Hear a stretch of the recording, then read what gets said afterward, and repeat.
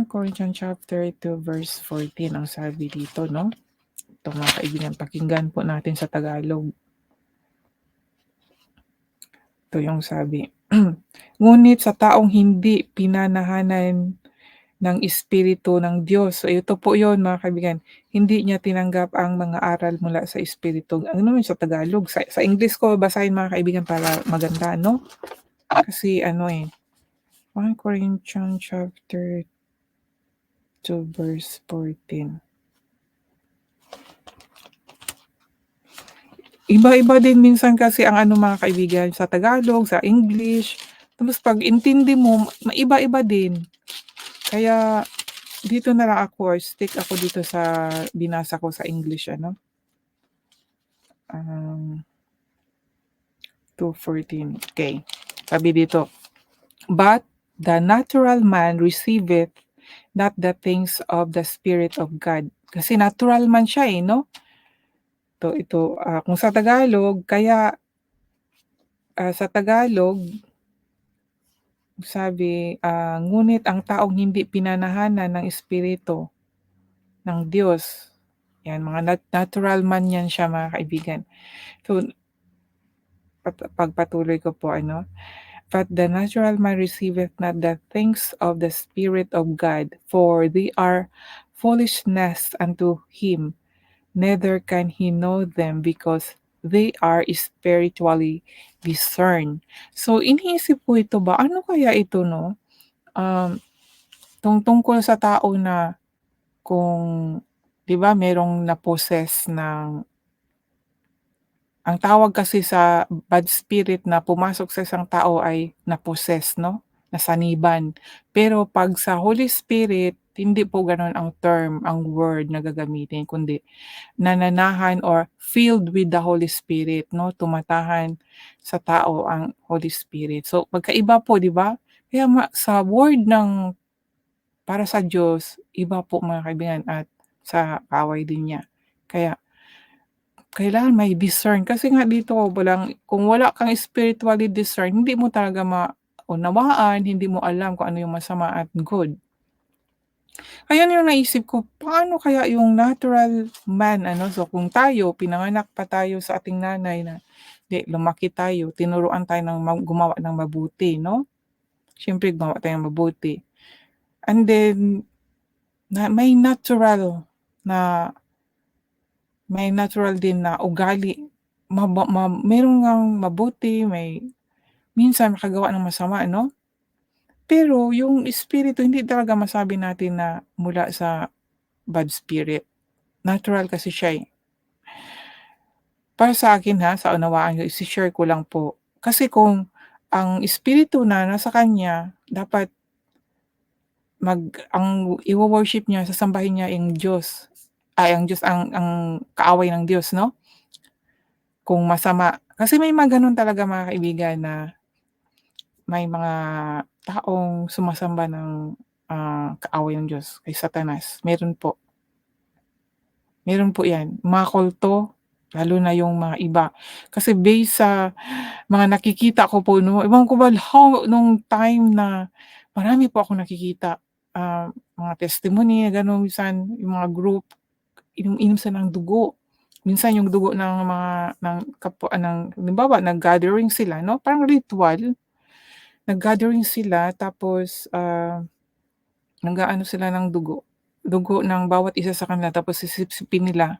So 'di ba, kakadiri 'di ba? So yun ang mga bad words tapos may mga power sila mga kaibigan, power of evil. Tapos yung testimony na ano ko na sabi niya, kahit saan siya pupunta talagang meron siyang power. Kaya yun po, kung tayo ay wala tayong power from God, walang protection, talagang maano talaga ang espiritu mo, ang natural spirit mo. Kasi natural 'di ba, natural man, wala pa talaga yung hindi pa masasabing, spiritually discern, spiritual kay God o kay ano ba, natural pa siya. Meron pa siyang dalawa pa yun, good and bad, hindi pa niya alam. Ang ginawa niya, naggawa siya ng bad. good, and then gumawa siya ng bad, 'di ba? Parang ako noon, nagsisimba, good work 'yun, 'di ba? Nagsisimba, nakikinig, umaawit sa Panginoon, pagkatapos nun andun na naman ako sa ano, so 'yun yung because, I'm natural person, I'm natural man ang tawag doon. So nung inaccept ko na, nung nalaman ko na yung talagang nandoon na yung gumugulo na sa isipan ko, nandoon ang distress, stress, hapong-hapo yung mga mental mental ano, problems. Yun pala hinihila na pala ako ng bad and then good. Hanggang sa yun na nga, may mga ano talaga something na nag-work na, ginamit kasi yung ang internet, yung Facebook. So, akala ko na dun good and bad ang na ano ko, na-encounter, and then yun, pinabasa sa'kin talaga nitong Bible. Kaya yun ang nag-start, how spiritual, how God works in my life 'no, gano'n po siya. So nung inaccept ko talaga na sabi ko, "Lord." Actually siyempre 'no, yung mag-ano pa, yung i-confess mo talaga yung kasalanan mo. Pero paano mo ma-confess from your heart kung hindi mo talagang taos sa puso malaman yung pagpako ni Jesus Christ sa krus. Kasi yung naranasan ko po, totoong hindi ko na ano yung istorya dito sa krus, naririnig ko sa pari, siyempre shine-share sa atin 'yan, 'di ba? Nakikinig tayo. So gano'n, ano, pero iba talaga, yung naranasan ko na ako lang mismo ang nagbasa nung paano pinako si Jesus Christ. And then, yun nga, yung 'pag tayo ay magkaroon ng problema, iiyak tayo, "Lord," 'di ba? Gano'n. "Patawarin mo ako Lord." Ma-realize kasi natin na may kasalanan tayo kaya 'pag may problema na, pupunta na kay Lord. "Lord, patawarin mo ako Lord, tulungan mo ako Lord." 'Di ba gano'n na tayo. Pero 'pag yung totoo talagang inano ka ni Lord, tinouch talaga yung puso mo, yung ikaw ay makasalanang tao at kung paano siya napako sa krus, yung pagsisisi mo mga kaibigan, yung mula talaga sa puso niyo, umiyak ka talaga dahil ginawa mo ang kasalanan na na hindi dapat gawin, pero nagawa mo at dahil mahal ka ni Jesus Christ, niligtas ka niya. So yun mga ano 'no, yun dapat ang pagsisisi mga kaibigan, yung umiyak ka. Hindi yung umiyak ka dahil may problema ka and then nagsisisi ka sa mga problema mo, sa mga kasalanan mo dahil na-realize mo na may problema ka na. Minsan 'di ba the conviction, may Holy Spirit na kaya mo naranasan yan dahil sa kasalanan mo, then nagsisisi ka na. Hindi dapat gano'n mga kaibigan, dapat basahin mo ang salita ni Jesus Christ, yung gospel, and then i-ano mo yung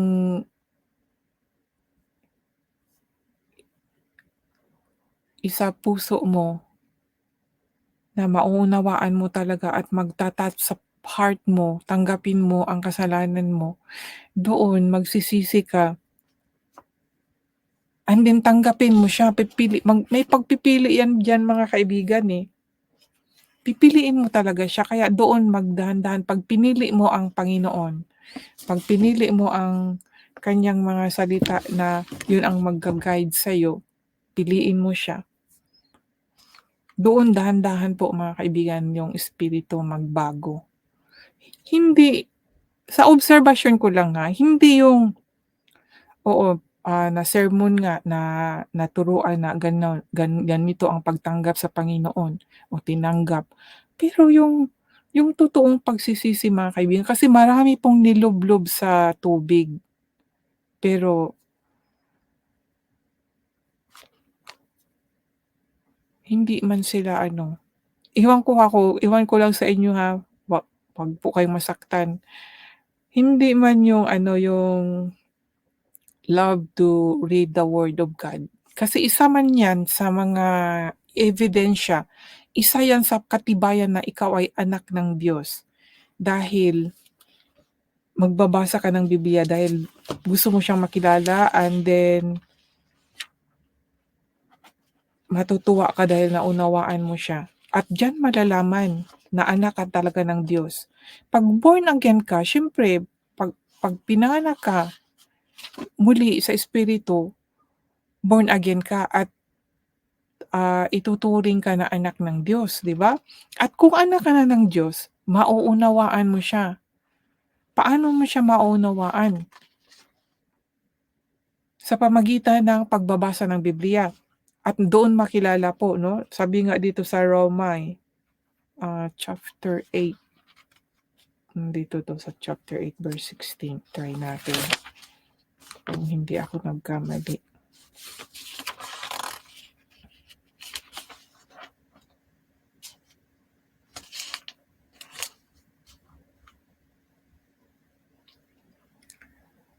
Sabi dito, "Ang banal na espiritu at ang ating espiritu ay parehong nagpapatunay na tayo'y mga anak ng Diyos." At 18, 'yan, nagpapatunay 'di ba, na ang banal ng espiritu at ang ating espiritu ay parehong nagpapatunay na tayo'y mga anak ng Diyos. So, magkaisa na 'yan mga kaibigan, ang banal na espiritu at ang ating espiritu ay nag-unite na 'yan 'no, nag-unite. Sabi kong unite, siyempre nagkaisa na sila kasi nandito na sa ating puso ang banal na espiritu.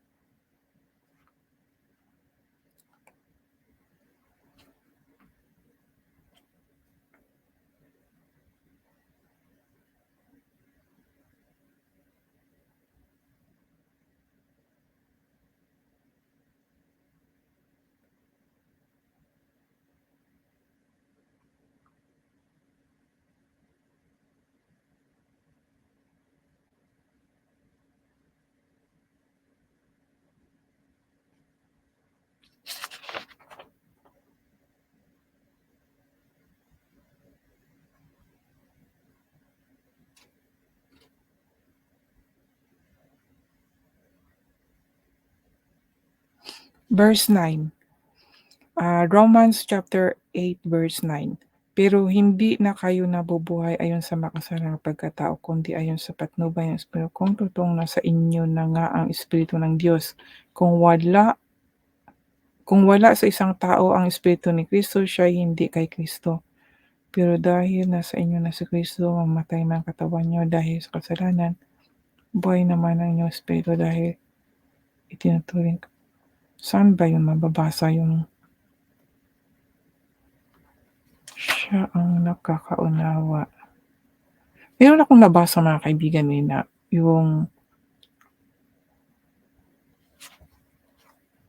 yung makakaunawa na 'pag nasa atin na ang Holy Spirit ay makakaunawa na tayo sa tungkol sa Diyos. Saan ko nababasa ko yun mga kaibigan, hindi ko lang matandaan kung saan.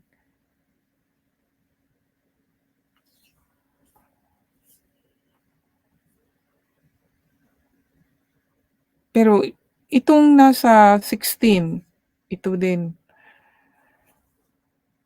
patunay yan mga kaibigan na mauunawaan na natin ang Diyos dahil nga ang banal na espiritu at ang ating espiritu ay parehong nagpapatunay na tayo'y mga anak ng Diyos. So ibig sabihin ay anak na tayo ng Diyos dahil espiritu ng ang banal na espiritu at ang ating espiritu ay parehong nagpapatunay.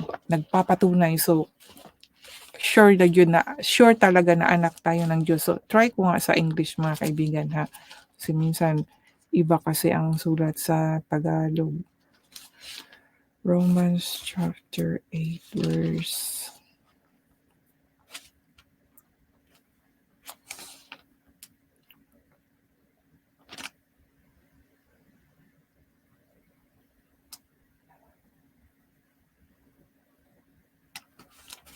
Sa English mga kaibigan, Romans chapter 8 verse 16, "The Spirit itself beareth witness with our spirit that we are the children of God." Verse 14, "For as many as are led by the Spirit of God, they are the sons of God." So kung tayo ay meron ng banal na Espiritu Santo mga kaibigan, tayo ay anak ng Diyos.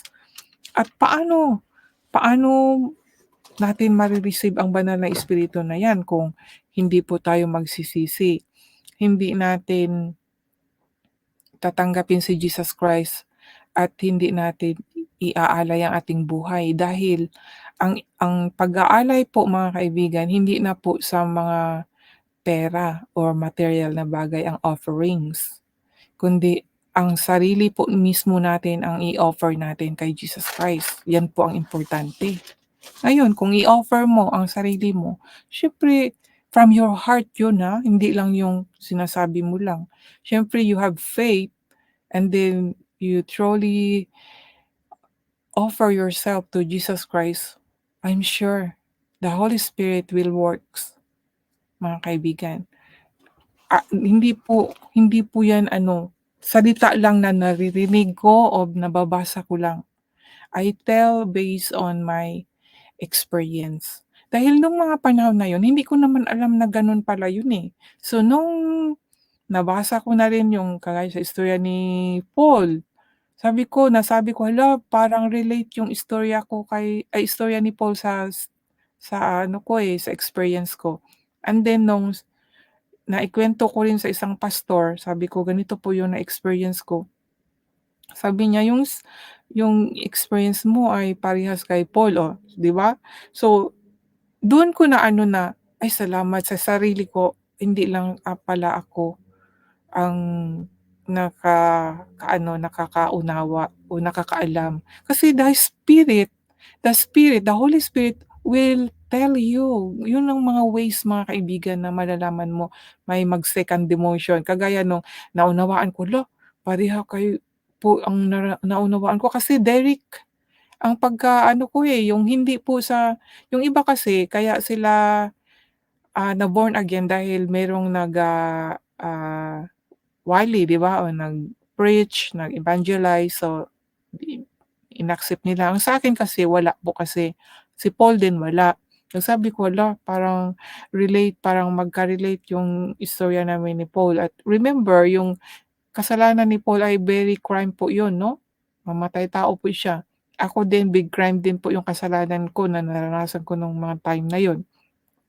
And then, ah, yun nga sabi ng pastor na kagaya kay Paul daw yung experience ko.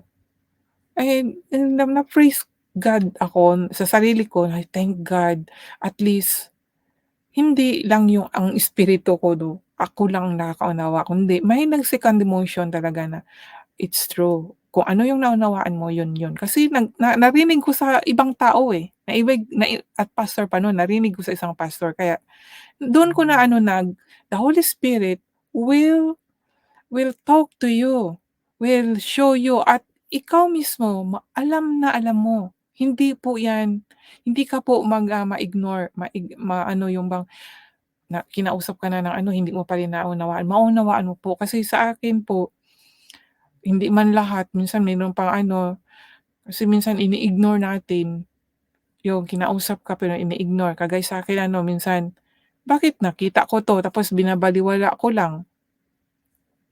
Tapos pangalawa na naman, o pangatlo, kagaya nung sabi ko nga binuklat ko yung Bible, nabasa ko tapos sabi ko para sa sarili ko, sabi ko ayaw ko tapos inano ko na, tiniklop ko na, pagka next na naman binuklat ko yun uli. And then third time iyon uli. Kahit na-aware ako sabi ko, "Teka muna, baka sa akin 'to, baka mensahe ito ng Panginoon." O 'di ba na-aware na yung ko, pero hindi pa yun hindi ko wala pa akong alam na meron na akong dahan-dahan pala yun, hindi pala magic. Kaya dun ko na na hanggang sa marami na akong na-amaze, bakit gano'n? Tapos bakit naunawaan ko 'to, bakit gano'n? Tapos minsan 'pag, malungkot yung mababasa ko napapaiyak ako, tapos 'pag, medyo war na parang nagagalit din ako, tapos parang yung mga masama parang galit ako parang bakit gano'n ginagawa nila? Yung bang nakaka-relate ako sa binabasa ko.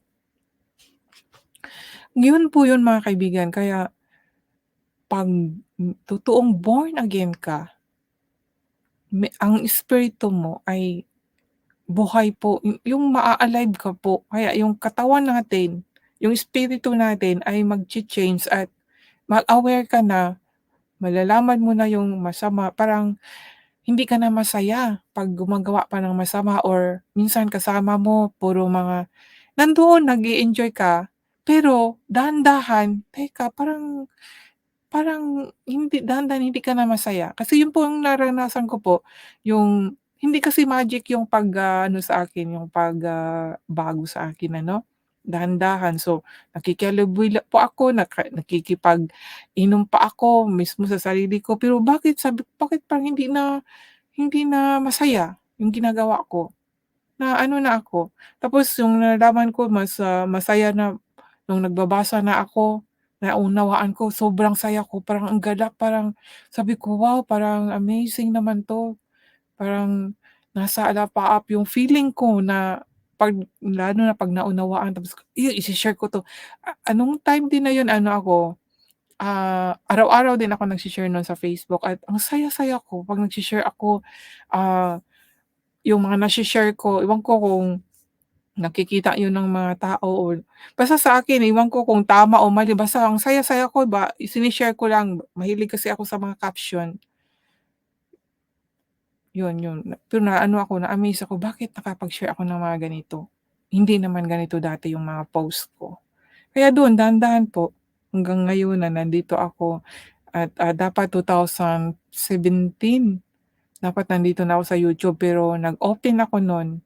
Hindi ko nagamit dahil nga nandun pa yung hiya ko, na baka mamaya iba-bash ako, yun bang hindi lang sa kundi i-ano pa, yun bang iinsultuhin na ano yung mga sinasabi mo, mga gano'n. Pero dahan-dahan,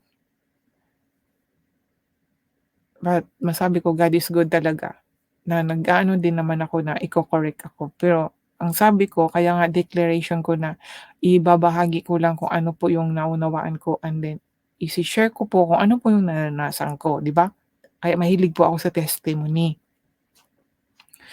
At 'pag testimony po tayo, hindi naman puwedeng yung sinungaling, 'di ba? Kasi karanasan natin mismo 'yan, eh.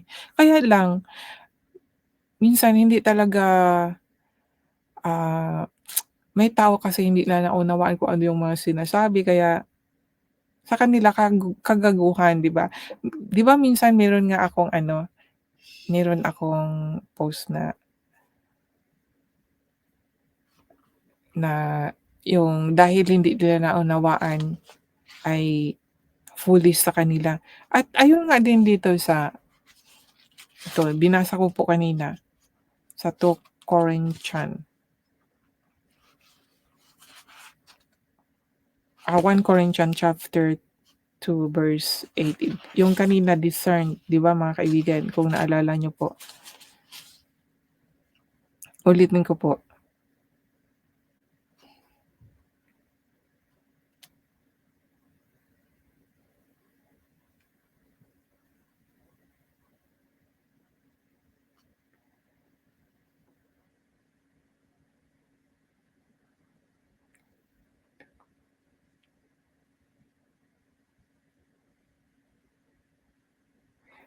2 Corinthians chapter 1 Corinthians chapter 2 verse 14.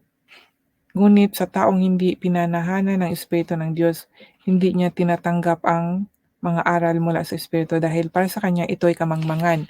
Kaya ito yung ano ko noon na 'pag magsasalita ako sa salita ng Diyos tapos magte-testimony ako na hindi nila naunawaan, siyempre kamangmangan sa kanila, sabihin nila sira ulo yung tao, 'di ba?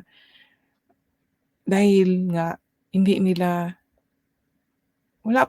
hindi nila maunawaan. Kahit po mismo yung asawa ko, sinabi niya na, "Sino daw maniniwala sa aking mga sinasabi?" Yun po talaga mismo. Yung asawa ko po hindi po siya Christian, at yun share ko po sa kanya yung iba, parang unbelievable po yung mga sinasabi ko. Sabi niya, "Sinong maniniwala sa'yo?" Siyempre sa salita pa lang na yun, so isipin na inaano ko na siyempre kagaguguhan talaga sa mga taong hindi naniniwala dahil sinabi dito na, um, na hindi pinanahanan ng Espiritu ng Diyos, hindi niya tinanggap ang mga aral mula sa Espiritu. Hindi yung mga aral or mga testimony about sa mga spiritual na bagay. Gusto nila makita or sila din mismo mararanasan. Mararanasan po 'yan ng lahat kung yun nga, tunay na born again. Hindi kasi sana nga 'no, alam niyo po minsan sabi ko sana ituturo talaga nila na yung kung paano talaga matanggap yung tunay na born again. Na para maranasan ng totoo at makikita ng totoo. Pero no wonder naman, hindi naman nakapagtataka dahil nandito po din sa Bible sinabi na kahit magaling pa siya magtuturo mismo sa mga salita ng Diyos, pero hindi po lahat ay pinanahanan ng Espiritu Santo. Kaya mga kaibigan sana ma-open eyes talaga kayo. Masasabi ko rin na totoo nga, kasi may iba, gusto nila they knows how to talk, they knows well the word of God, but their intention is to get rich, 'no, wealth. 'Yan po, hindi po talaga totoong pinanahanan ng Espiritu Santo. Kasi ang taong pinanahanan ng Espiritu Santo talagang nagsasalita 'yun ng katotohanan at from the heart na hindi po ini-involve yung mga pera, mga kaibigan, at ituturo kung paano ka maging totoong born again. Ang totoong born again, mga kaibigan, ay maka-receive ng kalooban ng Espiritu Santo. Ito nga, hindi ka naman maka-receive ng kalooban ng Espiritu Santo kung hindi tumatahan sa'yo ang Espiritu Santo. Dahil 'pag tumatahan na ang Espiritu Santo sa atin, siya na po yung nagwo-work. 'Di ba sabi ko nga, dapat ang body natin ihambing natin sa isang sasakyan. Ngayon, ang sasakyan na 'yan may driver.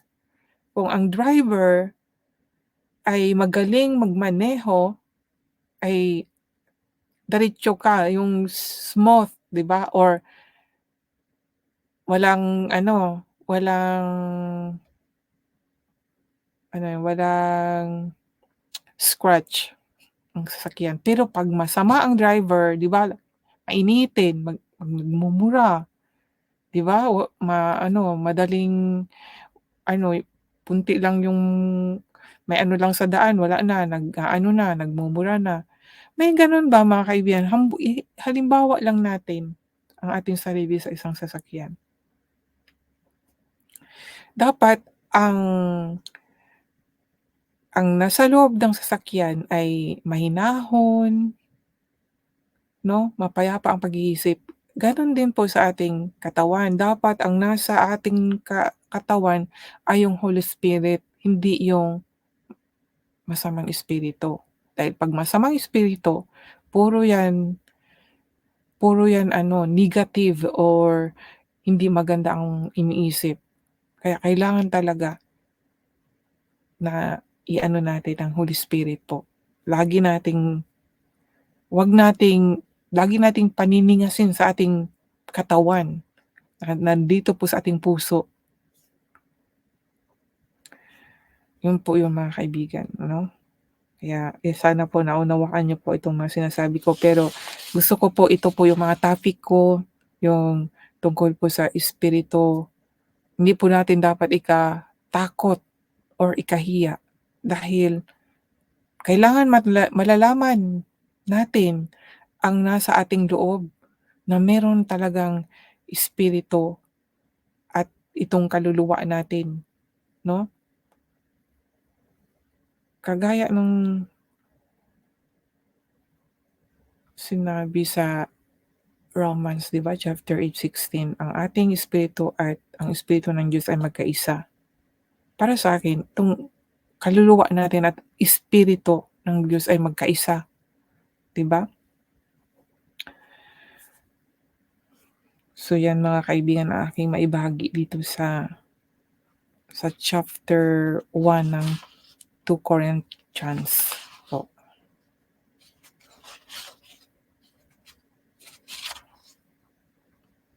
At, meron pa mga kaibigan ano, itong sinabi dito sa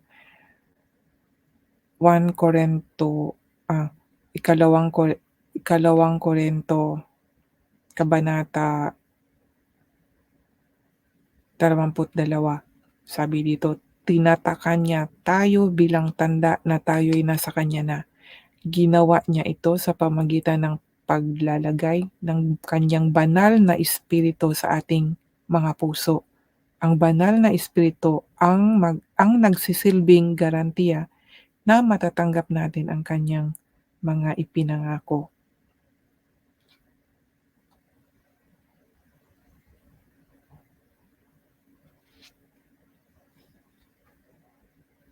So, kung natanggap na natin tinanggap mo na, nandiyan na sa'yo ang Holy Spirit, nasa atin na, tinatak na, hindi na maalis mga kaibigan. Kasi tinatak na, 'di ba?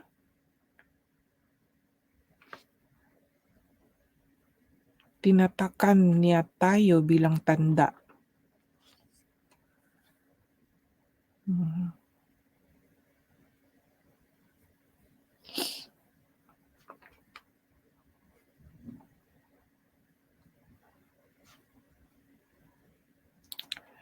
Saksi ko ang Diyos na kaya hindi na ako tumuloy diyan sa Korinto at ay dahil ayaw kong sumama ang loob ninyo.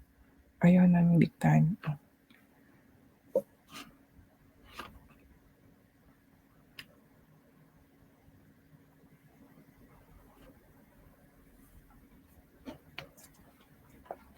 Tingnan ko sa English mga kaibigan na 1 Corinthians chapter 2 Corinthians 2 Corinthians chapter 1 verse 22.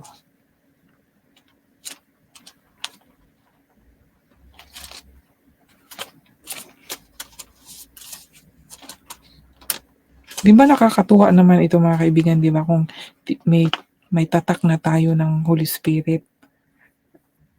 Talagang anak na talaga tayo ng Diyos, ano?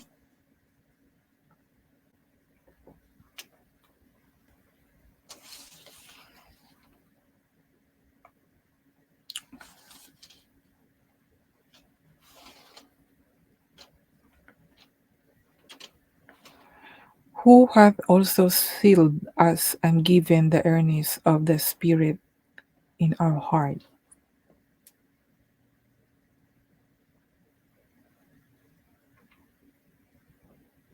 Not for that we have dominion over your faith, but are helpers of your joy. For by faith ye stand.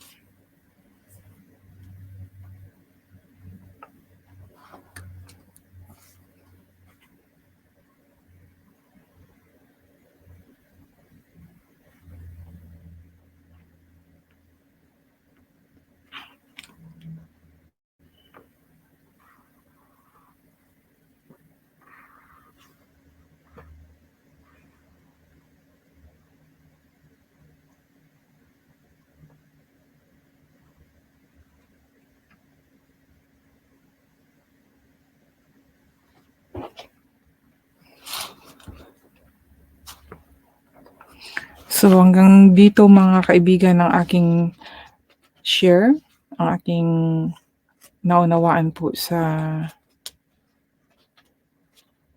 ikalawang sulat ni Pablo sa mga taga-Korinto, kabanata 1:1. Babasahin ko na po itong nasa pangalawang kabanata mula 1 hanggang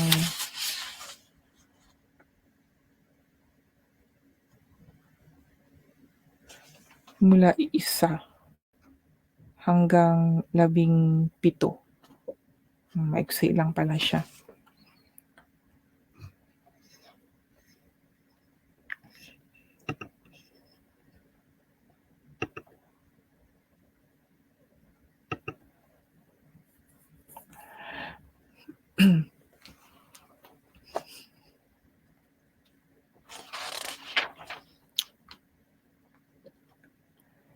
Ikalawang sulat ni Pablo sa mga taga-Korinto, kabanata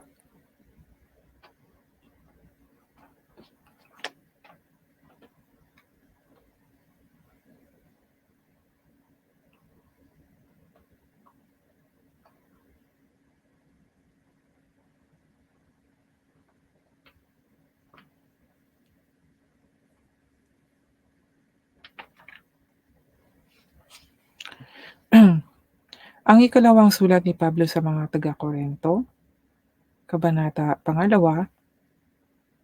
mula unang bersikulo hanggang 17.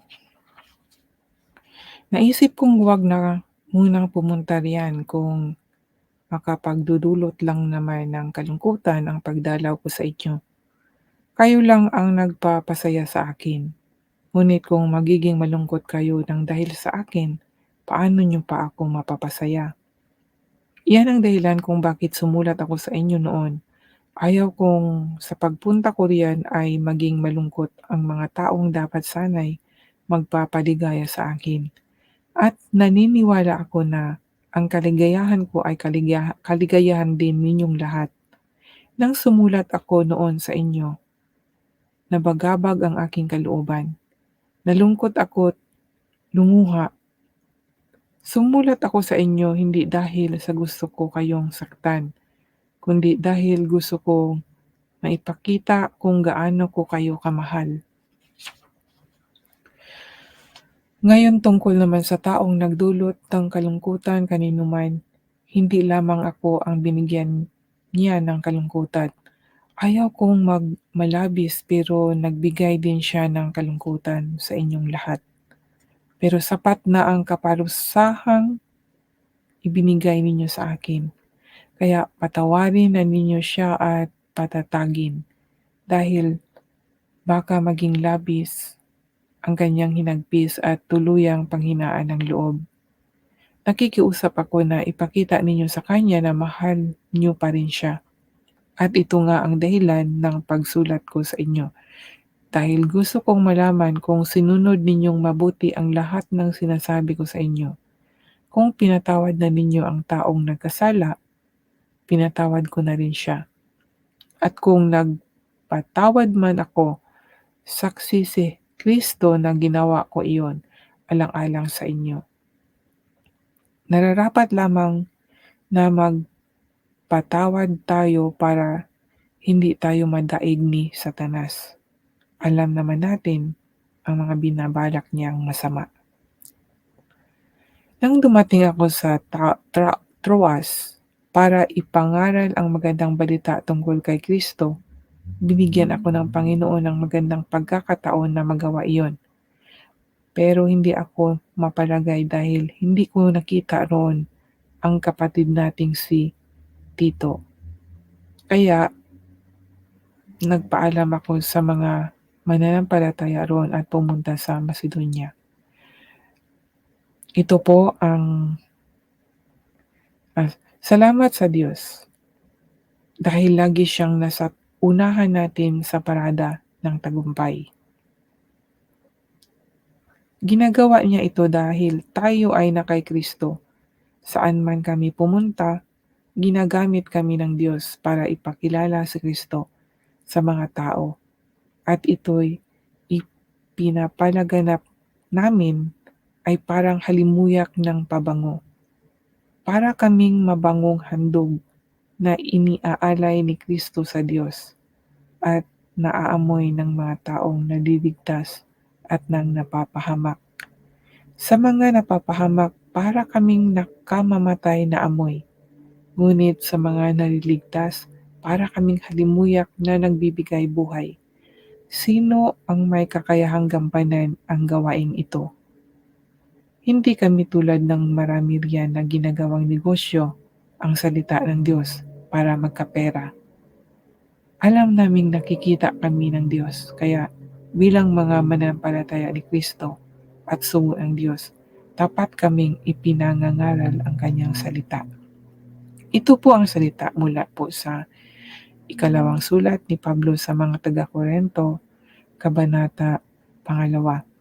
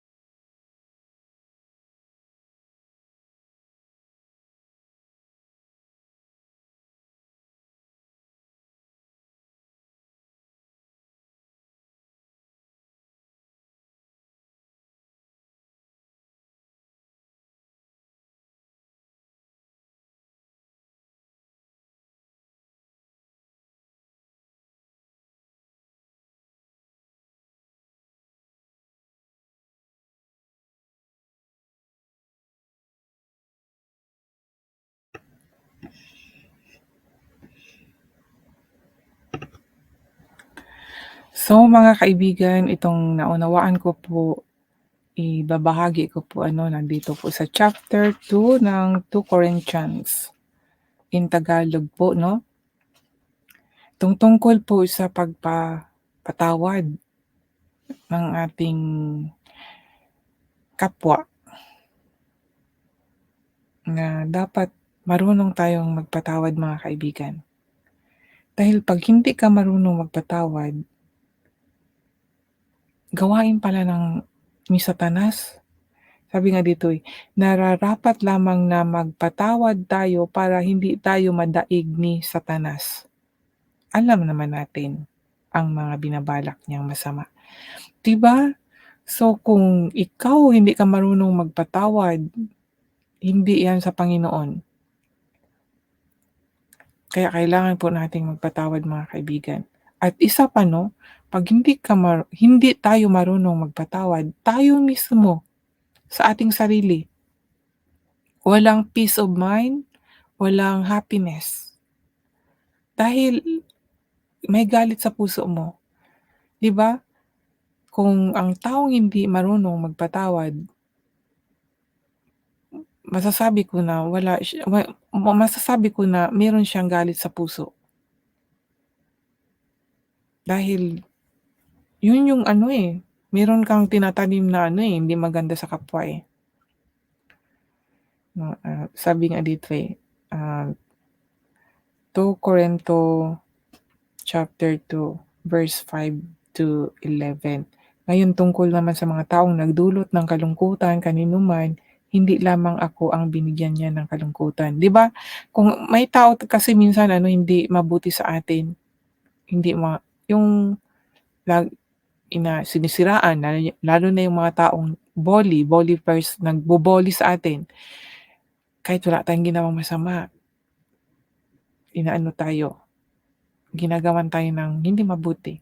Kaya 'di ba nalulungkot tayo, naggagalit tayo. Sabi dito, Ayaw kong magmalabis pero nagbigay din siya ng kalungkutan sa inyong lahat. Pero sapat na ang kaparusahang ibinigay ninyo sa kanya, kaya patawarin na ninyo siya at patatagin dahil baka maging labis ang kanyang hinagpis at tuluyang panghinaan ng loob. Nakikiusap ako na ipakita ninyo sa kanya na mahal niyo pa rin siya. At ito nga ang dahilan ng pagsulat ko sa inyo dahil gusto kong malaman kung sinusunod ninyong mabuti ang lahat ng sinasabi ko sa inyo. Kung pinatawad na ninyo ang taong nagkasala, pinatawad ko na rin siya. At kung nagpatawad man ako, saksi si Kristo na ginawa ko iyon alang-alang sa inyo. Nararapat lamang na magpatawad tayo para hindi tayo madaig ni Satanas. Alam naman natin ang mga binabalak niyang masama. So ito po mga kaibigan halimbawa sa atin tayo nakaranas tayo na binubully tayo 'di ba, may galit tayo, so patatawarin natin 'yon. At tayo naman kung meron tayong taong sinaktan, nasaktan, humingi din tayo ng tawad kasi nasaktan natin na, eh. Tayo ang nanakit mga kaibigan, eh. Minsan kasi mga kaibigan 'no, nakapagsalita tayo ng hindi maganda, nagalit yung tao, nasaktan, 'di ba? Ako minsan gano'n din, noon mga nakaranasan ko na hindi ko alam na nasaktan pala sa mga sinasabi ko. Sana sinabi sa akin, hindi naman sinabi sa akin. Tapos nalaman ko na lang nung meron ng hindi maganda ang communication, doon ko na nalaman na nagtatanim na pala siya ng galit sa akin. Dapat sinabi sa akin na hindi maganda yung mga sinasabi ko, para magkaroon ng kapatawaran 'di ba, magkaroon ng peace of mind. Nalaman ko na lang kung hindi ma hindi nung hindi pa nung okey pa ang komunikasyon, okey pa. So kunwari lang pala, pero may tinatanim na ng galit. Yung wala ng magandang komunikasyon, doon na nabuhos yung galit. Sinabi na sa'kin na gano'n ang mga sinasabi mo, gano'n, gano'n, gano'n, gano'n. Kaya sabi ko, "Hala, bakit hindi sinabi sa akin noon?" So akala ko naman okey, 'di ba? So hindi ko po alam na yun pala, nasaktan. Gaya din sa mga post ko rin sa aking Facebook, maraming ding nagagalit dahil nasasaktan pala. Eh, hindi naman sinabi sa akin na gano'n, nasaktan at saka wala naman akong mini-mentionong pangalan, nasasaktan. Kaya ang salita ng Diyos ay masakit talaga dahil totoo, tago sa puso lalo na 'pag ginagawa natin at naririnig natin ang salita ng Diyos, diretso 'yun sa ating puso mga kaibigan, may sakit 'yun. So mga kaibigan, tandaan po natin na huwag po tayong magtanim ng galit dahil naranasan ko rin po ito na nagtanim po ako ng galit. Siguro mula pa sa pagkabata, 'di ba may galit talaga sa 'di ba sa mga pamilya, sa magkapatid, tapos sa mga karanasan na hindi maganda. Hindi man nagalit pero nagalit sa mga karanasan na hindi maganda. Nagkaroon po ako nun ng galit sa aking puso po talaga kaya madali po akong magalit. Na minsan walang reason ay nagagalit. Gano'n po yung attitude ko noon. Basta naalala ko nga, na na naghahanap ako sa National Bookstore ng How to Not Get Angry, basta may mga gano'n. Siguro na-edad ako no'n ng mga 20+. Talagang madali po akong magalit. So, bakit gano'n? Sabi ko, inaisip-isip ko nung maliit ako, mabait naman ako, meron akong pagmamahal sa Diyos at noong time na yun din siyempre, sa Catholic, lagi po akong nagsisimba, lagi po at nobena, pero madali akong magalit. Grabe po yung bakit kaya? Hindi, dahan-dahan hanggang sa yun, nagkaasawa ako, nakapunta ako dito sa Japan at, yun, meron na namang another problem na doon sa Pilipinas at mismong mas lalong nagpagalit sa aking puso na nasabi ko na hinding-hindi ko patatawarin ang taong ito. Nasabi ko talaga mismo 'yan hanggang sa nandoon talaga kaya nakatanim 'yun sa dibdib ko pero ano, pero nung time na yun wala na, hindi na gaano nagsisimba dahil malayo kasi yung simbahan dito, eh.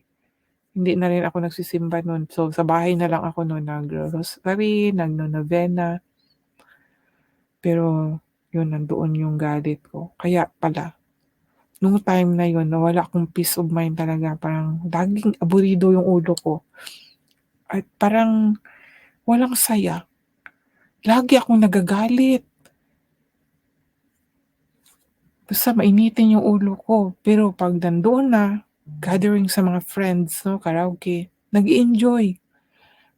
Inuman, akala ko yun na yung ano, sabi nga, work and work tapos ano, sa family, and then once a week sa friends, inuman, kantahan. Akala ko para mawala daw ang stress. Ayun ang ginagawa ko every week, pero bakit gano'n? Tuwing umuuwi ako ay parang ang lungkot-lungkot na parang hindi naman masaya. Bakit nawala yung saya ko mismo, yung nag-inuman kami, nag-inuman, nagkantahan, chikahan, kainan. Tapos pagkatapos nun uwi na, wala na ang saya. Nung nalaman ko talaga mga kaibigan ano, nung nandito sa Bible, nabasa ko, naunawaan ko ang salita ng Diyos, tapos naranasan pa mismo sa sarili. Sabi ko, parang ang saya-saya talaga nung umaga pa lang hanggang gabi ang saya na yun hindi nawawala. Sabi ko, amazing naman ito talaga. Dun ko talaga napupuri ang Panginoon. Amazing talaga Lord, thank you talaga Lord. Kahit sa work, iniisip ko palagi about kay God. Dun naano ko talaga yung pag-ibig niya ba, yung pinaramdam niya sa'kin na mahal niya ako, and then kasi yung 'di ba 'pag, marami kang stress, marami kang problema, ang galit, parang lahat ng mundo ay galit, pati sarili mo galit ka. Hanggang naramdaman ko yung pagmamahal talaga ng Diyos sa akin. Kahit sa trabaho ako talagang parang lumulutang po ako sa alapaap na nagwo-work man ang kamay ko, ang isip ko talaga puro kay God, yung mga word na nababasa ko, yung mga naranasan ko na, amazing ganito pala yun. Yun po yung mga kaibigan. Kaya sabi ko nga na meron ka talagang mararanasan spiritually at your spirit will be awakening 'no, buhay talaga ang iyong espiritu. Basta sundin mo lang ang mababasa mo dito sa Bible mga kaibigan, dahil ito yung ways na kinakausap ka ng Panginoon. Itong salita niya binabasa mo, naunawaan mo, and then sinunod mo, you have a communication to God. Yan po yun mga kaibigan. Nung una maano ka, ma maano ka, "Ano ba 'to?" Merong ano katanungan sa sarili din. Pero dahan-dahan malalaman mo at dahil noon 'no dahil sa gusto kong malaman na baka ako lang nag-iisip ng ganito, tama ba 'tong mga iniisip ko, at napatunayan ko sa sarili ko hindi, kasi maraming nagte-testimony na naranasan din nila. So dun ako na na na ano na, "Thank you Lord." Akala ko ako lang nag-iisang nagsasalita ng ganito. Siyempre kung walang ibang nagsasalita na about kay God, siyempre walang ano 'di ba, walang maniniwala sa'kin. At least maraming nagte-testimony, kaya isa po ang paraan na ang taong nakakaranas sa kapangyarihan ng Panginoon, ite-testimony niya para malaman ng ibang hindi nakakaranas, at nang maranasan niya, hindi na siya magtaka dahil hindi lang siya ang nakakaranas nun. Kaya importante talaga mga kaibigan yung totoong born again. Hindi lang sasabi na wala kang naranasan na na ano, na regalo, kalooban ng Espiritu Santo at hindi mo siya ma makilala. Kahit meron yung kaugnayan, magkaroon kayo ng communication. At, dito pa mga kaibigan sinabi na Ito yung sinabi ko kanina mga kaibigan, 'di ba, na napatanong ako, bakit hindi nila itinuturo kung paano mananahan ang Holy Spirit 'no, lalo na sa mga taong ordinary. Bakit hindi nila mapapaunawa? Kaya sabi ko nga, no wonder, kasi hindi naman lahat na na na nananahan sa kanila ang Holy Spirit. Nasa Bible po 'yan, nababasa ko po. Um, Magaling po sila, alam na alam po nila paano magturo, mag-evangelize, pero wala po sa kanila ang talagang yung Holy Spirit talaga na na nananahan sa kanila, dahil isa ang reason. Ang reason po ay ito, isa ang reason na 'to, hindi kami tulad ng marami riyan na ginagawang negosyo ang salita ng Diyos. 'Yan, dahil ginagawang negosyo po. Kaya yumayaman po. Marami pong yumayaman 'di ba sa salita ng Diyos. Kaya bilang mga mananampalataya ni Kristo at sugo ng Diyos, tapat kaming ipinangangaral ang kanyang salita. 'Yan, ito ang gusto ko kay Pablo, dahil hindi po siya naghahangad ng kayamanan po na ibebenta yung salita ng Diyos. Marami po mga kaibigan na magaling pong mag-preach, pero yung karanasan po na spiritually experience, hindi po na naranasan. Yung minsan nga may tinatanong ako, ano ang katibayan ng taong totoong naligtas? Ang sinagot sa akin is faith. Okay, ayun ako, okay, faith, kasi isa yan sa kalooban ng Espiritu Santo, ay binigyan ka ng faith, gift of faith po yun. Pero hindi lang sa ganyan mga kaibigan, hindi lang lahat, kasi lahat naman tayo kailangan natin magkaroon ng faith sa Panginoon. Kaya nga tayo naliligtas dahil sa faith. Pero bukod doon, sinabi ni Pablo sa unang Korinto yun, nababasa ko na kailangan natin ito, sabi sa unang Korinto chapter 14, sabi niya, sikapin ninyong ay, tama nga.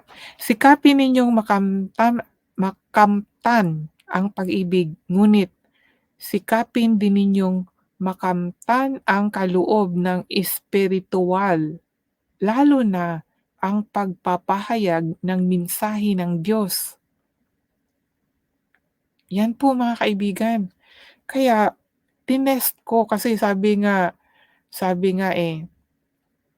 sinabi sa 1 dito sa 1 John chapter 1 verse 4, 'no? Kaya 'pag meron tayong alam sa salita ng Diyos, we can test even the pastor. Ito sabi, Efeso pala 'to. 1 John chapter 1.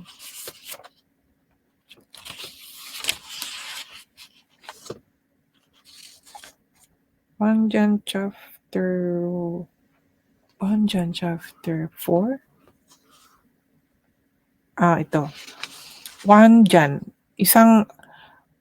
unang sulat ni Juan, kabanata 4, 1 John chapter 4 verse 1, sabi dito, "Mga minamahal, huwag kayong basta maniniwala sa mga taong nagsasabi na ang ipinangangaral nila ay mula sa banal na espiritu. Sa halip, alamin muna ninyo kung nagmula nga sa Diyos ang itinuturo nila, sapagkat marami ng huwad at sinungaling na propetang nagkalat sa mundo." Yan. So, tinest ko po yun, yung kung ano ang katibayan na ang taong totoong born again. Dahil naniniwala ako sa sinabi sa Acts chapter 2 verse 38 na, um, "Repent and be baptized in the name of Jesus Christ and you can receive the gift of the Holy Spirit." Yan po yun mga kaibigan. Hindi ko lang alam kung, tumpak ba lahat yung pagkasabi ko, basta yan po yun maka-receive po ng gift of the Holy Spirit. Kasi yung pastor na yun ang sinabi niya kasi ay para lang daw sa mga Israelita yun. Hindi ako naniniwala, para sa lahat ng tao yun, para sa akin. So, kung wala tayong alam sa salita ng Diyos at nakikinig lang tayo sa isang pastor, mga pastor, hindi tayo makapagtanong dahil hindi natin masusubukan, hindi natin ang espiritu niya. Pero wala naman akong masabing mali siya kasi ang okey din gusto ko rin yung mga turo niya, eh. Kaya lang gusto ko lang mag-test din. Sabi ko, at least alam ko na kung ano talaga. Hindi ko pa naman talaga 100% nasubukan yung espiritu niya, eh. Kaya lang may mga attitude din ako na hindi ko nagustuhan or siguro yun ang ways nila kasi mga debaters sila. Kasi nakikinig ako mga ano, eh, hindi lang naman sa mga Filipino debaters ako nakikinig din. Dati nakikinig din ako sa mga English. Kasi nga tinitingnan ko yung mga turo ng bawat ano, bawat sekta po. Doon ko po talaga na-amaze po talaga ako sa Panginoon, eh, sa Holy Spirit, through the Holy Spirit 'no, na binigyan po ako ng gano'n na research ko. Kaya sabi ko, "Ay hindi na ako 100% maniniwala sa kanila. Mas maniniwala akong ako mismo ang magbasa at then ipapaliwanag sa akin ng Holy Spirit po." Kasi siya lang po talaga ang makapagpaliwanag, eh, makapag-ano sa lahat. At least marinig man din natin sa iba yung pareha din ng pagpaunawa sa atin natin ano, na pinaunawa sa atin. Ngayon kung may mali man doon, mako-correct din naman 'yan kasi mahahambing, eh. Kaya nga sabi pagbulay-bulayin natin ang salita, 'di ba? Meditate the word of God. Kasi minsan kasi enter yung kaaway na gano'n ang naunawaan. So kailangan talaga double check talaga, "Ano ba talaga Lord?" Gano'n. Kasi ako din minsan na nagbasa lang ako 'di ba, tapos inano ko, ito yung naunawaan ko, and then next na naman, bakit iba na naman yung naunawaan ko? May mga experience po akong ganyan. Pero hindi po ako matatakot o mahiya, iko-correct ako, but i-accept ko naman kung mali ako. Basta yun ang naunawaan ko, yun ang naunawaan ko nauna, so then next naman ko, bakit ganito na naman yung naunawaan ko? Alin ba yung totoo Lord? Na-share ko na yun Lord." Gano'n yung mga ano ko. And then, ano ko, yung bang i i-ano ko na saan yung tama dito, and then wag basta tama talaga 'pag nag-ano ka ng Bible verse, dapat talaga isipin, eh. Isipin at, ano yung ihingi sa Panginoon kung ano yung ano ano yung meaning, ano yung gusto niyang mensahe, yun po mga kaibigan. Kaya nga masabi ko rin, eh, mali halimbawa nagbabasa yung tao tapos sabi niya gano'n, tapos sabi, ay mali yung ano niya, hindi makapagsabi ng gano'n kasi baka iyon ang pinaunawa sa kanya ng Espiritu 'no? Hindi natin alam, gaya ng sabi ko rin na meron nga ding kaaway na mag-ano, paunawa. Kaya ano lang tayo, basta stick lang tayo kung saan po ang pinaunawa ng Espiritu Santo sa atin, at then kung meron kang nabasa na mas, baka yun talaga ang tama, lalo na yung mga theologian, 'di ba, kasi pinag-aralan nila itong, salita ng Diyos.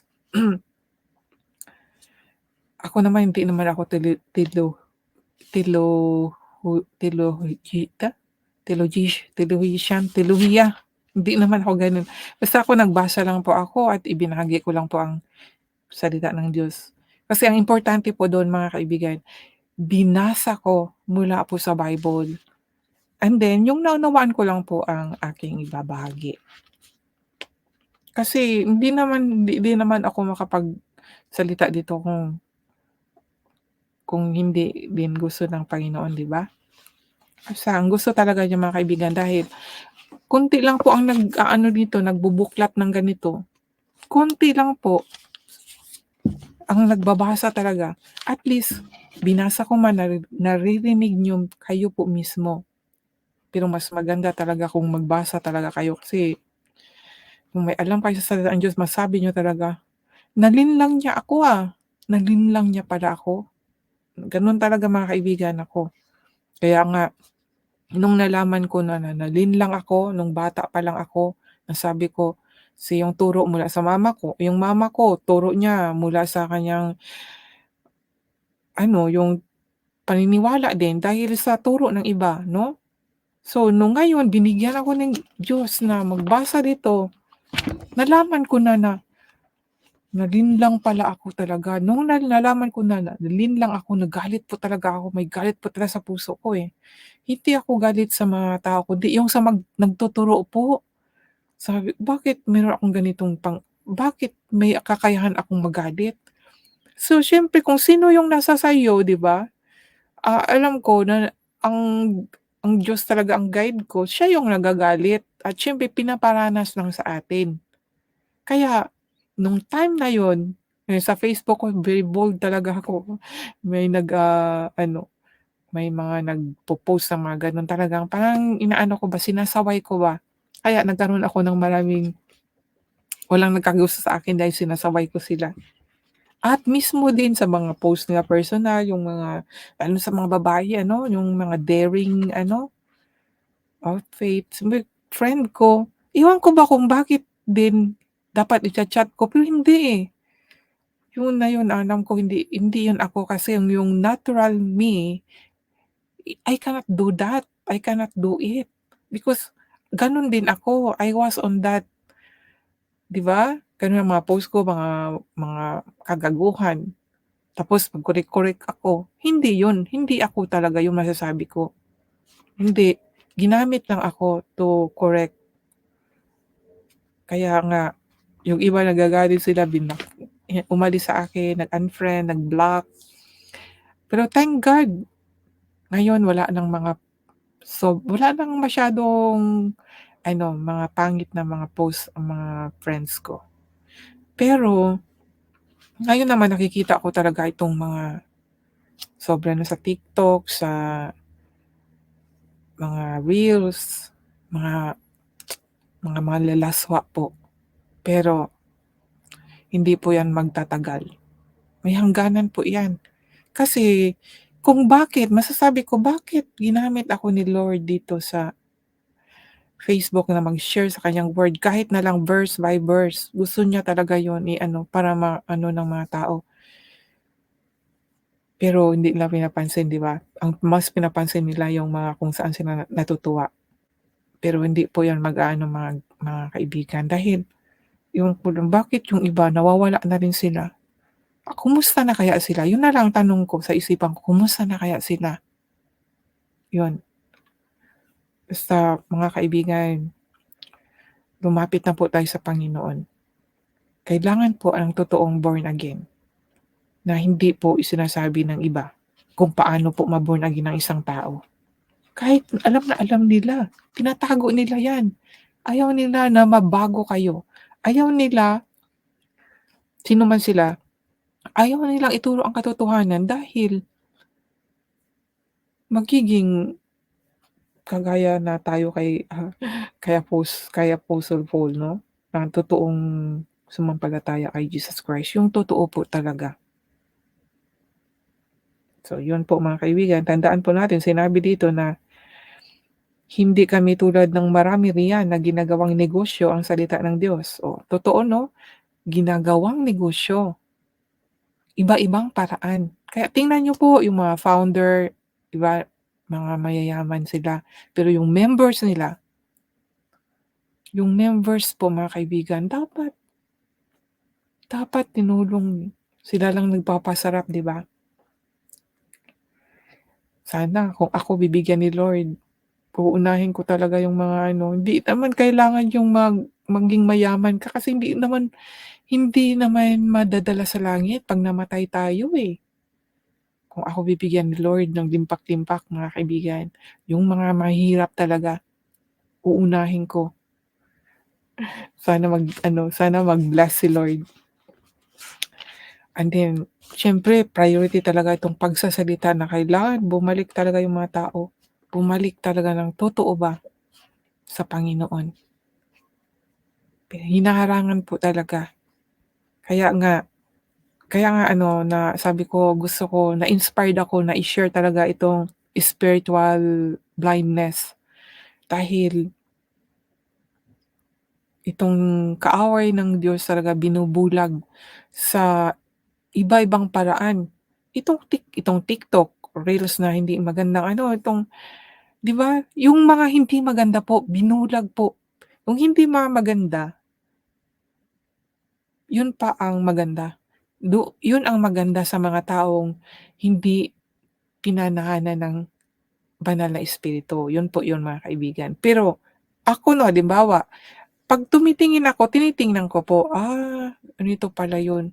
Pero hindi yung palagi na lang tinitingnan yung mga gano'n. Observe lang na, ay gano'n pala yung ano niya, pasama ng pasama. Kasi meron akong nakitang mga ibang mga creator, eh. Nung una talaga, ay maganda yung istorya nila about family, hanggang sa papangit ng papangit po. Grabe, sabi ko, wala talaga, ang pera talaga ano, nakakapag yun na nga ang sabi na, "Money is the root of evil." Kasi po parang inaano na talaga nila ang pera, yung bang sinasamba na. Kaya kahit na ano na lang, kahit pangit, masagwa na yung content, hala, para lang maraming mag-views, marami silang makaano.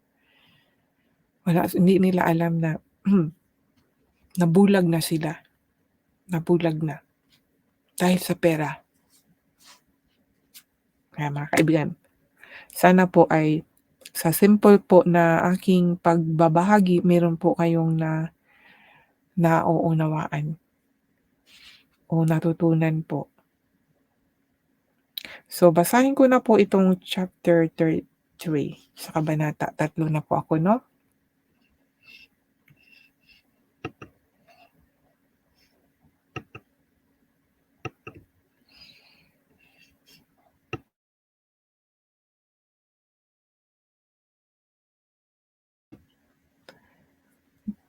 Pangalawang sulat ni Pablo sa mga taga-Korinto, kabanata 3, bersikulo 1 hanggang 18. Ito ang sabi, "Baka sabihin ninyong, pinupuri na naman namin ang aming mga sarili. Hindi kami katulad ng iba riyan na kailangan ang rekomendasyon para tanggapin ninyo, at pagkatapos hihingi naman ng rekomendasyon mula sa inyo para tanggapin din sa ibang lugar. Hindi na namin kailangan ito dahil kayo na mismo ang aming rekomendasyon na nakasulat sa aming puso, sapagkat ang pamumuhay ninyo na parang sulat na nakikita at nababasa ng lahat. Malinaw na ang buhay ninyo ay parang isang sulat mula kay Kristo na isinusulat sa pamamagitan namin. At hindi tinta ang ginamit sa sulat na ito, kundi ang Espiritu ng Diyos na buhay.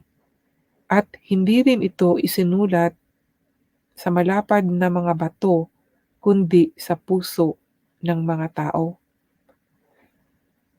Nasasabi namin ang mga ito dahil sa mga ginagawa ni Kristo sa pamamagitan namin at dahil sa aming pagtitiwala sa Diyos.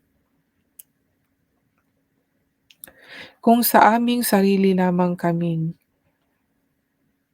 kung sa aming sarili lamang, wala kaming sapat na kakayahang gawin ito. Lahat ng aming kakayahan ay mula sa Diyos. Siya ang nagbigay sa amin ng kakayahan para maipahayag namin ang kanyang bagong pamamaraan para mailapit ang mga tao sa kanya. At ang bagong pamamaraan na ito ay hindi ayon sa isinusulat na kautusan, kundi sa pamamagitan ng Espiritu, sapagkat ang kautusan ay nagdudulot ng kamatayan, ngunit ang Espiritu ay nagbibigay buhay. Noong ibinigay ng Diyos kay Moises ang kautusan na nakasulat sa malapad na mga bato, hindi matingnan ng mga Israelita ang mukha ni Moises dahil nasisilaw sila. Ngunit ang ningning na iyon sa kanyang mukha ay unti-unti ring nawala. Ngayon, kung nagpakita ang Diyos ng kanyang kapangyarihan sa kautusan na nagdudulot ng kamatayan, higit pa ang ipapakita niyang kapangyarihan kung kikilos ang Espiritu.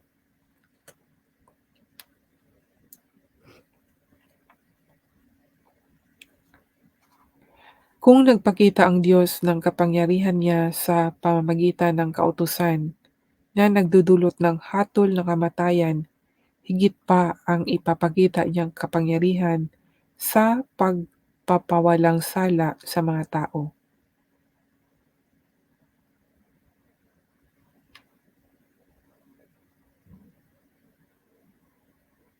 Ang totoo, balewala ang kapangyarihan ng kautusan kung ihahambing sa kapangyarihan ng bagong pamamaraan ng Diyos.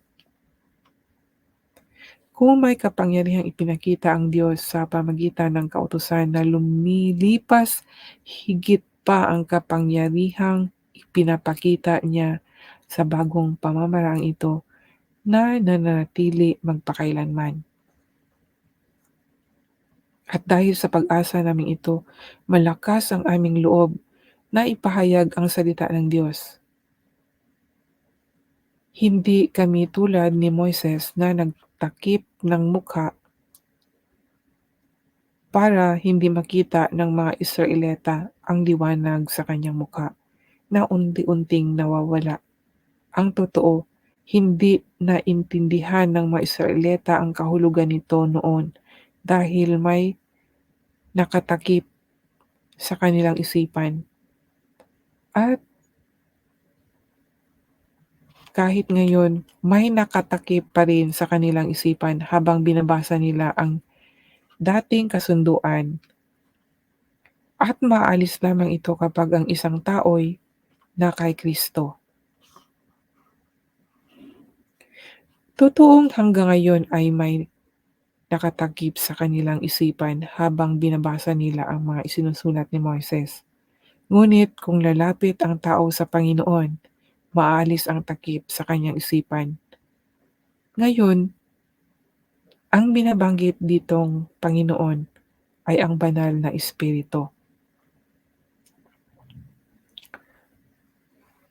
At kung ang Espiritu ng Panginoon ay nasa isang tao, malaya na siya.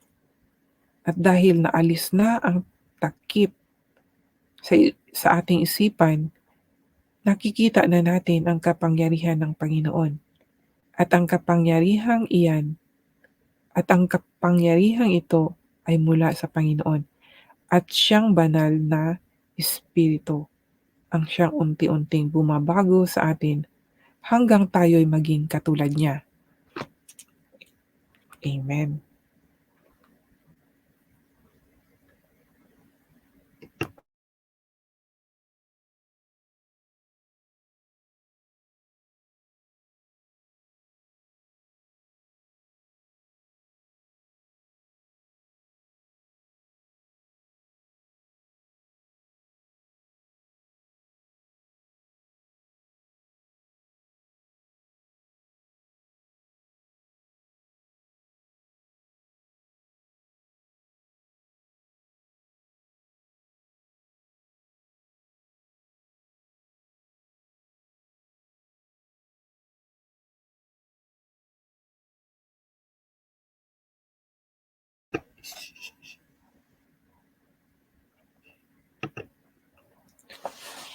Hi po, nandito na naman po ako, akin pong ibahagi itong aking naunawaan po.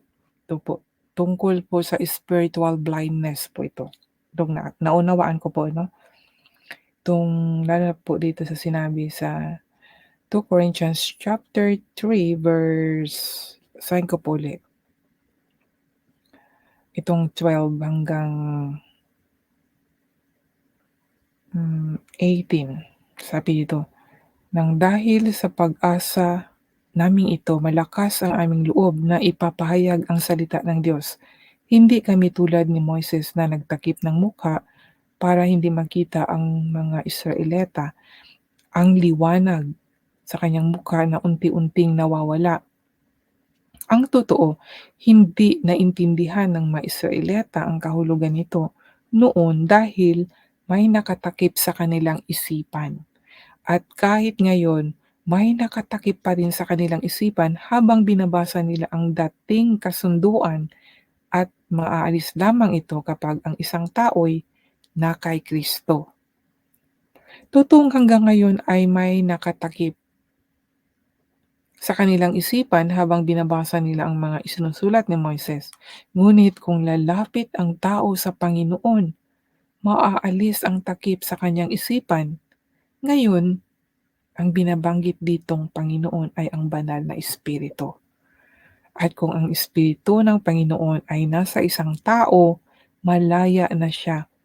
At dahil naalis na ang takip sa ating isipan, nakikita na natin ang kapangyarihan ng Panginoon at ang kapangyarihang ito ay mula sa Panginoon na siyang banal na Espiritu ang siyang unti-unting bumabago sa atin hanggang tayo'y maging katulad niya. Amen.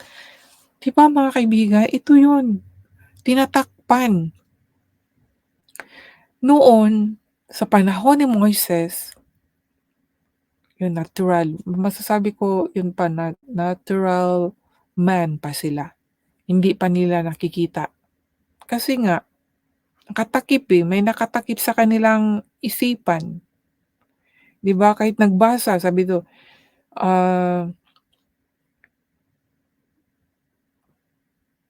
totoong hanggang ngayon ay may nakatakip sa kanilang isipan habang binabasa nila ang mga isinusulat ni Moises.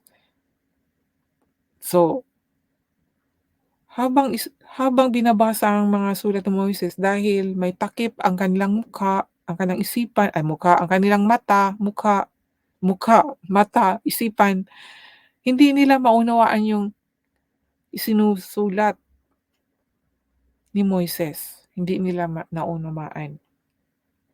Sabi dito sa verse 16 ng 2 Corinthians chapter 3, "Ngunit kung lalapit ang tao sa Panginoon, maaalis ang takip sa kanyang isipan." Tayo mga kaibigan, kung lalapit tayo kay Jesus Christ, maaalis ang takip sa ating mga mata, sa ating isipan.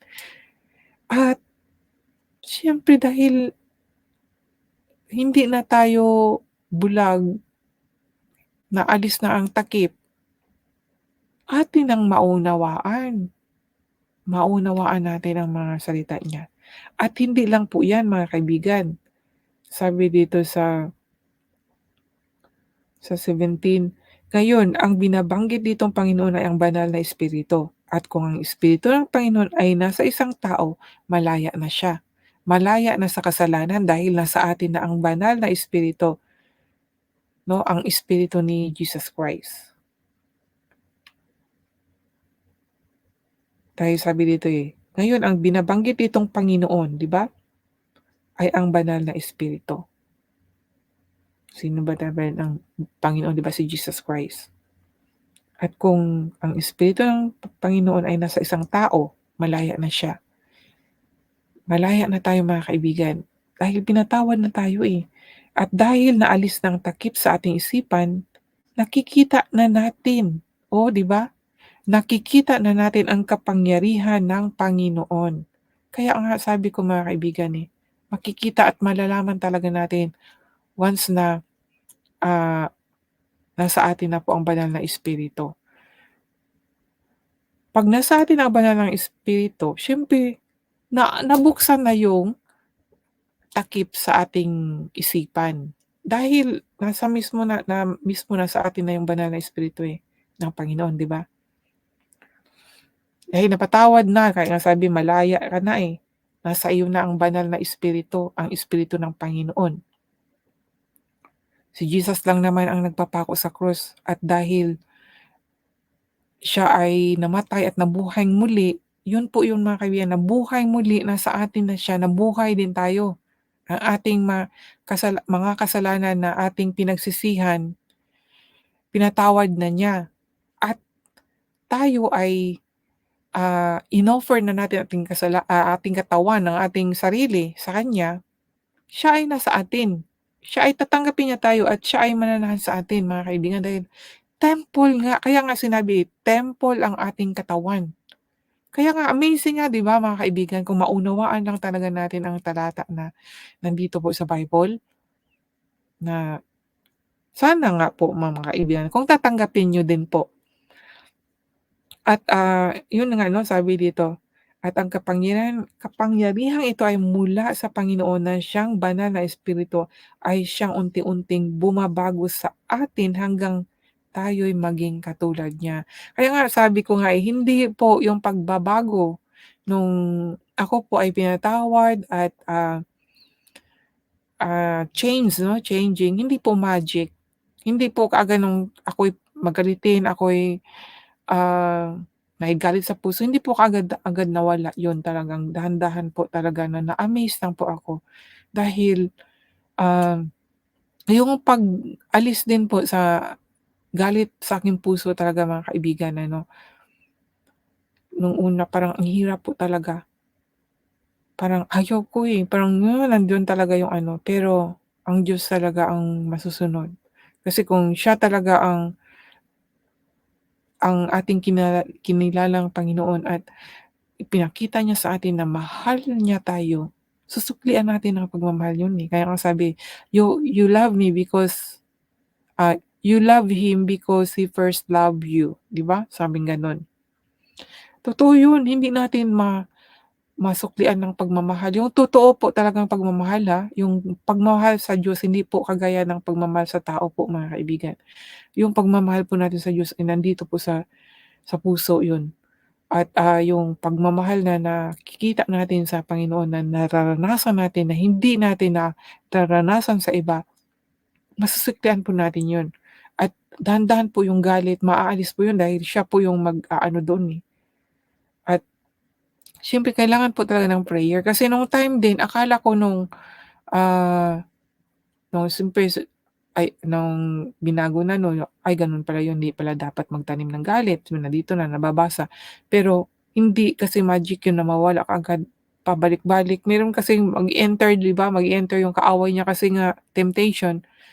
Ipag-pray po natin mga kaibigan, ipag-pray natin ang ating sarili. Yung kaluluwa po natin ipag-pray kasi yung kaluluwa nga kinakausap nga ni David, yung kaluluwa niya, So, we can talk also our soul. So, yung soul po natin kasi nasa loob natin siya yun, Kailangan talaga ipagdasal natin yun sa Panginoon na palitan talaga ng totoong white soul ang nasa ating pong ano, inside in our heart. Kasi everything is in our heart po 'no? Kaya mabubuksan po mga kaibigan. Kaya gaya ng sabi ko meron po talagang awakening, spiritual awakening. Yan po yung totoong born again na sana po, sana ay ha hahagilapin niyo, hahanapin ninyo po kung gusto niyo po, maranasan yung tungkol po sa Panginoon. Ang Diyos naman, lahat naman pinaranas sa atin 'di ba? Eh, ngayon kung naranasan mo na yung dating makamundo ka tapos kulang, parang hindi ka masaya. Halimbawa, marami ka ng pera, marami ka ng naano, na-achieve, pero parang hindi ka satisfied. Lumapit ka na sa Panginoon dahil ma-confirm mo ang iyong sarili na ito pala yung hinahanap, yung kahungkagan pala na naranasan ay ang fulfillment o satisfaction ay nasa Panginoon lang pala. Yun po yun mga kaibigan. Kaya kailangan po natin matuto dito po tungkol po sa spiritual na bagay po mga kaibigan. So, sa ngayon po ito po ang aking maibahagi tungkol po sa pagtakip ng kaisipan, blindness 'no, spiritual blindness. ito po mga kaibigan, dito sa chapter 3 tungkol po sa blindness. Si Jesus Christ lang po ang makapagtanggal niyan. Si Jesus lang po. Dahil nga sinabi dito nung kay Moses pa, matao nga, takip ang kanang kaisipan. Sa ngayon, sa ating generation, mabubuksan na sa pamagitan ni Jesus Christ po mga kaibigan. Kaya nga, sinabi sa John chapter 3, verse 3 that you cannot see the kingdom of God unless you you must be born again, no? Yan po, 'pag born again ka na, yung totoong born again, makikita mo ang kingdom. Makikita makikita ang kingdom kasi spiritual realm, makikita yun about mga kingdom, hindi pa yung sa langit. Kasi yung sa langit, makikita natin 'pag enter, kasi sa verse 6 ang sabi doon, unless you will be born in water and spirit, you can enter the kingdom of God. Enter. So iba yung you can see and enter. So yung enter, yun na yung eternal life na makabuloon tayo sa langit and maka-enter. Pero nung nandito pa tayo, kailangan natin ng born again para makita natin ang kingdom of God. Makikita natin. Siyempre yung mga about in a spiritual mga kaibigan, no, spiritual matter in this world, makikita natin. It's amazing. Ako man, hindi man lahat, pero masabi ko talaga na amazing. Amazing talaga. Hindi ko na lang sasabihin, baka mamaya sasabihin niyo na, ah, foolishness, 'no? Pero gusto ko po na mag-change po ang inyong spirit na talagang totoong kagaya na nandito po. 'Pag once na kay Christ, yung totoo po talagang kay Christ po. Lahat naman na they believe in Jesus Christ. Pero 'pag totoo kasing na kay Christ na tayo, naiiwasan na kasi natin yung mga bagay-bagay na hindi dapat gawin. Ay sa pagsasalita pa lang, hindi dapat sabihin yung mga malaswang words po. Kasi may words din po sa kaaway, may words din po talaga para sa Diyos. Kaya mag-ingat din po tayo sa ating mga sasabihin. Lalo na yung mahihilig sa mga jokes. Naku, yung jokes 'no, dahan-dahan mapupunta sa green jokes. Kaya mag-ingat po kayo dahil green jokes hindi po gano'n ang Diyos. Kung totoo kang anak ng Diyos, iiwasan mo 'yan. Minsan naririnig ko pa 'yan mismo sa loob ng mga service na nagjo-joke sila. Minsan nga din naano ako, yung bang parang sige nga parang maki-join para hindi naman masabing OA, sobrang OA, pero hindi pala yun nakakatuwa. Hindi pala yun ikinakatuwa ng Holy Spirit. Kaya yan mga kaibigan, ano. So ngayon mga kaibigan, dito na ako sa chapter 4, babasahin ko po.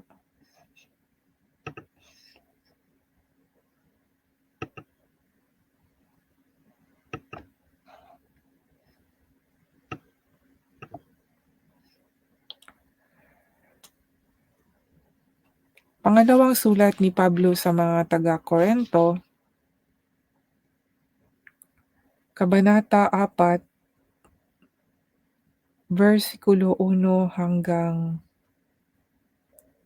18.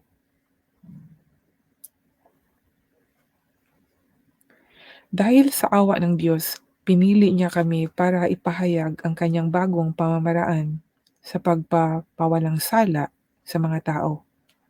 Kaya naman hindi kami pinanghihinaan ng loob.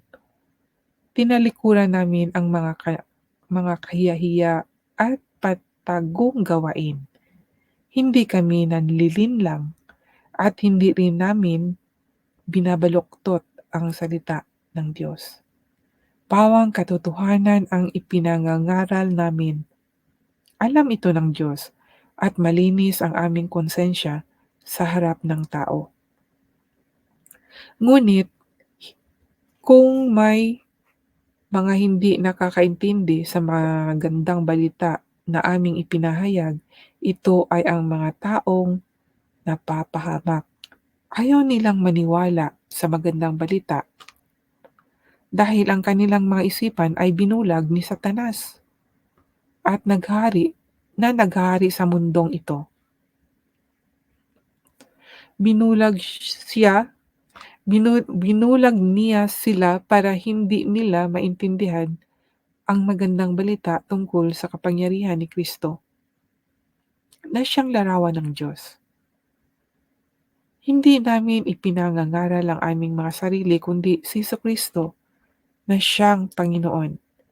Naglilingkod kami sa inyo dahil kay Jesus, sapagkat ang Diyos na nagsabing magkaroon ng liwanag sa kadiliman, ang siya ring nagbibigay liwanag sa aming mga isipan para maunawaan namin ang kapangyarihan ng Diyos na nahayag kay Kristo. Nasa amin ang kayamanang ito, ngunit tulad lang kami ng palayok na pinalagyan nito para maipakita na ang hindi mapamarisang kapangyarihan na nasa amin ay mula sa Diyos at hindi sa amin. Sa aming pangangaral, ginigipit kami sa lahat ng paraan, pero hindi kami nalulupig. Kung minsan kami ay naguguluhan, pero hindi kami nawawala ng pag-asa. Maraming umuusig sa amin, ngunit hindi kami pinabayaan ng Diyos. Kung minsan sinasaktan kami, ngunit hindi tuluyang napapatay. Laging nasa bingit ng kamatayan tulad ng nangyari kay Jesus. Pero sa pamagitan ng aming buhay, ay makita rin ang buhay ni Jesus. Lagi kaming nasa bingit ng kamatayan dahil sa paglilingkod namin kay Jesus. Para sa pamagitan ng aming katawang may kamatayan, pakita ng lahat ang buhay ni Jesus. Maaaring mamatay kami dahil sa aming pangangaral, pero ito naman ang nagdudulot sa inyo ng buhay na walang hanggan. Sinasabi ng kasulatan, sumampalataya ako, kaya nagsalita ako. Ganoon din ang aming ginagawa. Sumasampalataya kami, kaya nagsasalita kami. Sapagkat alam namin na ang Diyos na muling bumuhay sa Panginoong Jesus ang siya ring buhay sa amin. Tulad ng ginawa niya kay Jesus. At dadalhin niya tayong lahat sa kanyang piling. Ang lahat ng paghihirap namin ay para sa inyong ikabubuti, pero lalo pang dumami ang tumanggap ng biyaya ng Diyos. At habang dumarami ang tumatanggap ng biyaya ng Diyos, dumarami rin ang nagpapasalamat sa Kanya. At dahil dito ay mapupuri siya. Iyan ang dahilan kung bakit hindi kami pinaghihinaan ng loob. Kahit na unti-unting humihina ang aming katawan, patuloy namang lumalakas ang aming espiritu. Sapagkat ang mga paghihirap na dinaranas namin sa mundong ito ay panandalian lamang at hindi naman gaanong mabigat.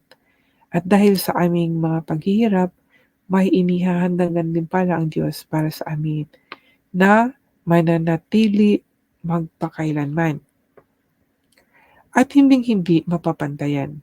Kaya hindi namin pinahahalagahan ang mga bagay na nakikita sa mundong ito, kundi ang mga bagay na hindi nakikita, sapagkat ang mga bagay na nakita ay panandalian lamang, pero ang mga bagay na hindi nakikita ay walang hanggan. Alam natin na ang ating katawang panlupa ay parang bahay na ating tinutuluyan habang nasa mundo pa tayo. At ito'y masisira. Ngunit alam din natin na may inihandang katawang panlangit ang Diyos para sa atin na hindi mamamatay kailanman. Ang katawang ito ay ginawa ng Diyos at hindi ng tao. Dumaraing tayo sa ngayon dahil pinananabikan nating maisuot na ang katawang panlangit. At kapag nangyari ito, hindi matatagpo ang hubad ang ating kaluluwa. Habang nandito pa tayo sa ating katawan, dumadaing tayo dahil sa mga paghihirap. Hindi dahil sa gusto na nating mamatay, kundi dahil sa gusto na nating magkaroon ng bagong katawan para mapalitan na ang katawang may kamatayan ng katawang walang kamatayan. Ang Diyos na rin ang siyang naghanda sa atin para tanggapin natin ang bagong katawan at bilang katiyakan, ibinigay niya sa atin ang kanyang banal na espiritu. Kaya panatag ang aming kalooban kahit na katawan ay wala pa tayo sa tahanan ng Panginoon.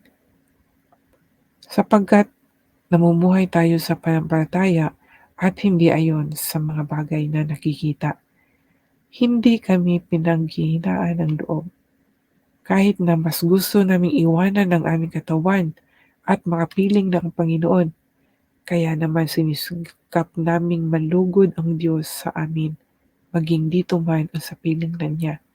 Kapag haharap tayong lahat ay kay Kristo para hatulan, tatanggapin ng bawat isa ang nararapat na kabayaran sa kanyang mga ginawa, mabuti man o masama, nang nabubuhay pa siya sa mundong ito. Ito po ang salita mula sa 2 Corinthians chapter 4, verse 1 to 18.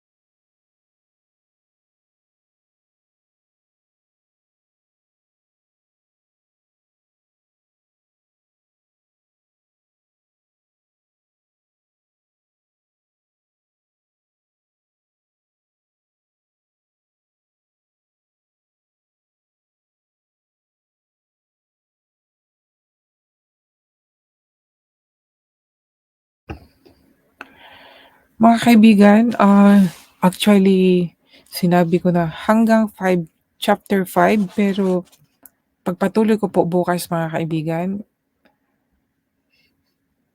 at ako po ay paalam na po. Salamat po sa mga nandito sa